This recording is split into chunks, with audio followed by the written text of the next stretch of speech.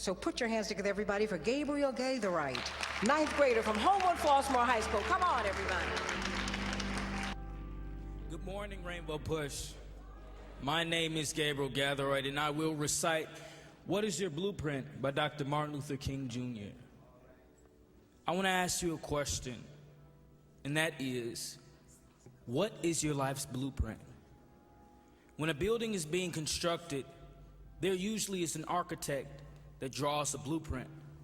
And the blueprint serves as a pattern, as a guide, and a building is not well erected without a good solid blueprint. Now you're in the process of building the structures of your lives, and the question is whether you have a solid, a sound, and a proper blueprint. Now I want to suggest some things you should have in your life's blueprint. First, you must have deep belief in your own dignity, in your own worth, in your own somebodyness. Always feel that you can count. Always feel that you are somebody. Never let anybody tell you you're nobody. Secondly, in your life's blueprint, you must have, like the first principle, ultimate determination to achieve excellence at the various fields of endeavor. As the years go by, you will be deciding what you will do in life, what your life's work will be. Set out to do well. And I say to you, my friends, there are doors opening to you, doors of opportunities that were not open to your mothers and fathers. And the great challenge facing you is whether you'll be ready as the doors open.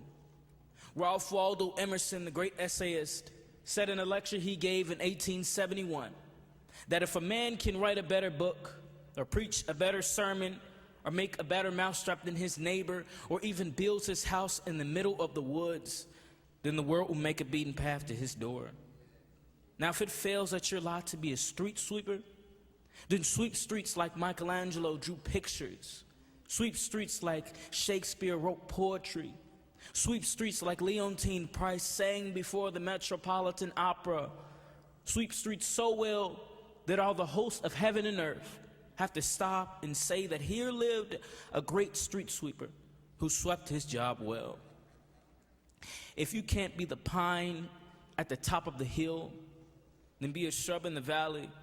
Be the best little shrub on the side of the hill. If you can't be a tree, then be a bush. If you can't be the sun, then be a star. If you can't be a highway, then be a trail. For it isn't by size that you win, and it isn't by size that you fail.